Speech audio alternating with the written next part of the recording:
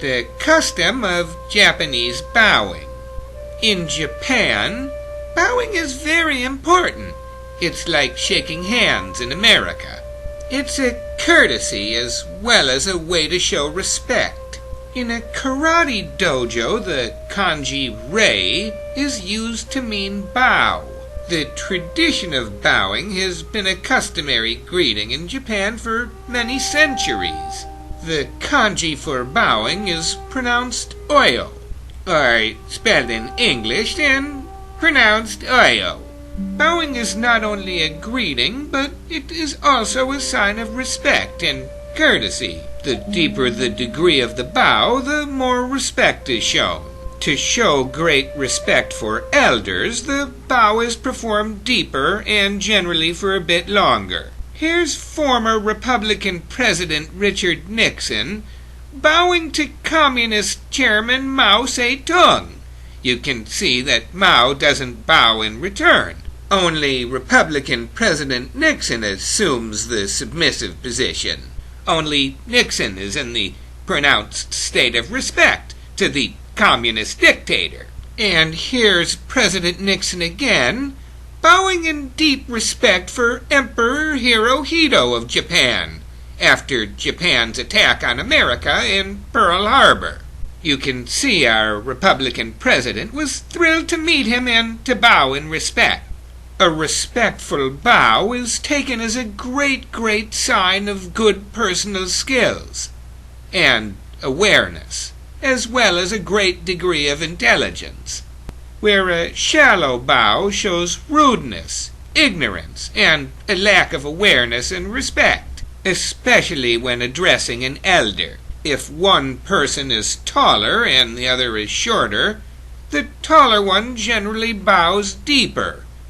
Otherwise, they would just be looking straight down on them, especially if one individual towered over the other. And to show great respect, the individual may bow so that their head is actually lower than the other individual's, especially if that individual were a world leader, or maybe the Emperor of Japan, or something like that. A real man is confident and secure and able to bow with great dignity, especially when doing it in custom, with one of our allies.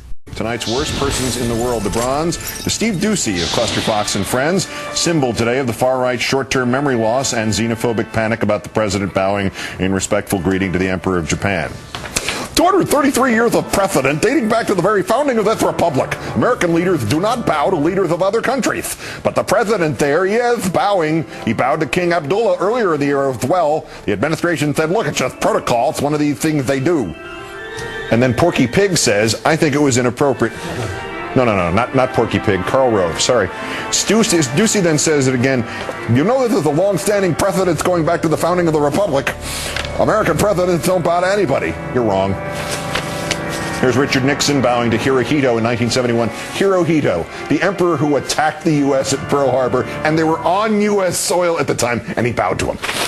And here's Eisenhower in 1959 bowing to Charles de Gaulle of France. Bowing to France? Has the GOP excommunicated Ike post-mortem yet? And just for good measure, here's Mr. Bush holding hands and kissing Crown Prince Abdullah of Saudi Arabia. You see what happens, Steve Doocy? Do you see what happens, Steve Doocy? Do you see what happens when you get your American history off a placemat at Bickford's? Runner-up Lonesome Road's back. So if you're visiting Japan, remember to brush up on your bowing. They'll have enormous respect for you if you bow.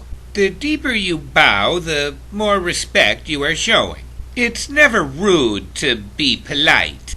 Remember this ancient haiku. Minoru hodo atama no teru inahu kana.